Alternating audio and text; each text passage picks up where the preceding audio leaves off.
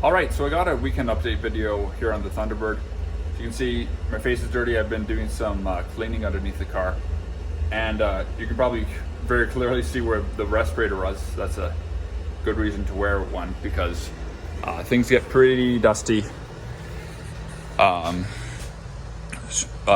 Grinding off, well, I was using this, but grinding off all the undercoating and rust and stuff. So it goes without saying, but I mean, it's pretty yucky. So, but anyways, I'll just start by mentioning one more area that I've done weight reduction on.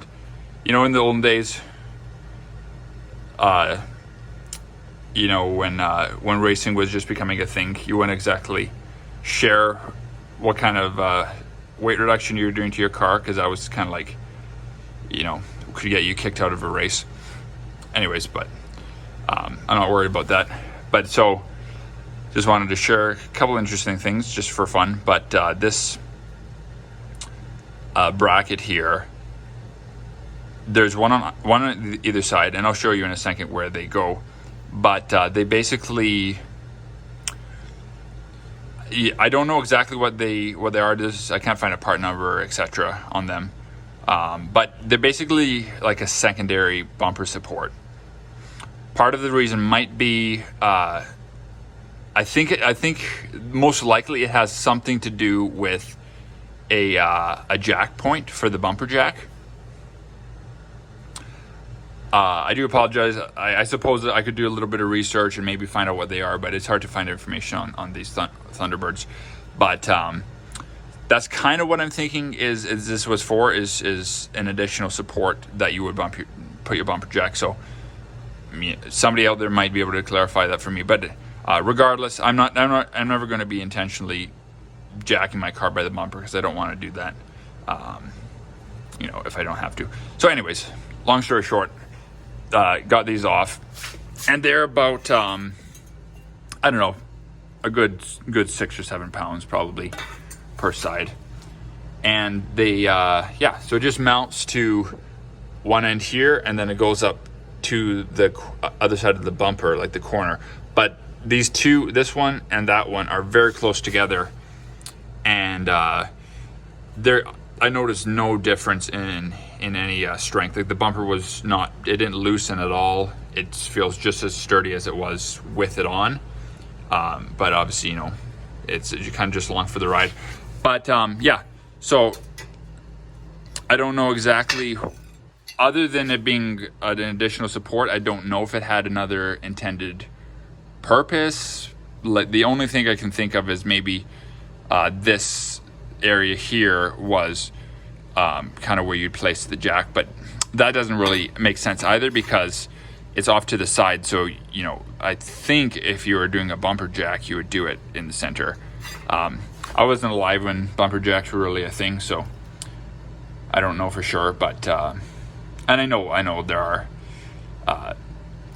you know, some vehicles would have like, or vehicles may or may not have had like a description in the, like a sticker in the trunk describing how to do that. But anyways, those are off now. And then under here, I got all this prepped. And so a couple of weeks ago, or a week ago, whatever, I had made a video talking about some different things about, you know, kind of not knowing where to stop on a project car.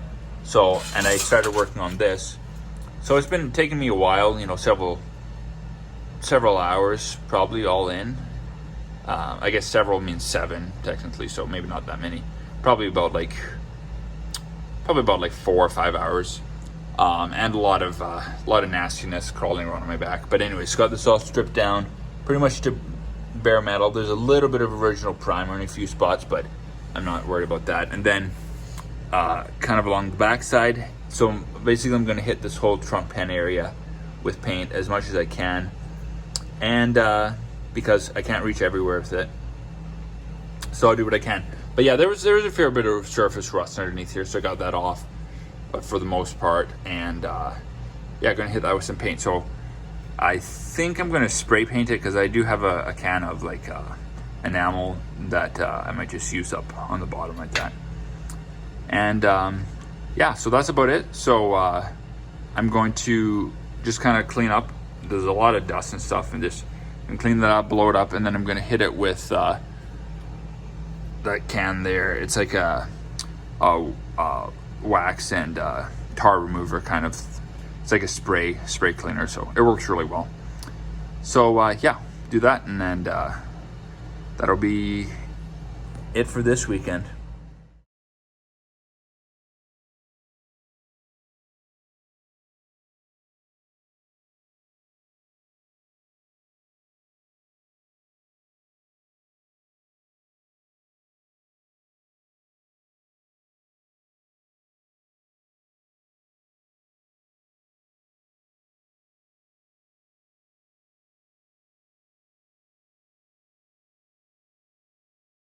All right, so got that all done.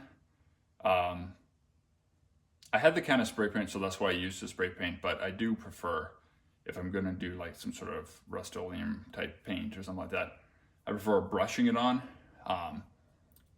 It's less smelly. You don't get like the aerosols in the air. I was wearing a respirator, but so you don't get like the actual particles flying through the air, which I think is better in the long run for, you know, health reasons or whatever. And it goes on thicker.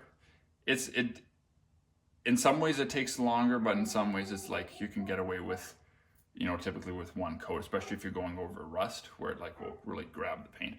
So anyways, I had the Krylon stuff, so I thought I'd use it. So anyways, yeah, that's it for this video. So hopefully that was entertaining and helpful, and see you in the next one.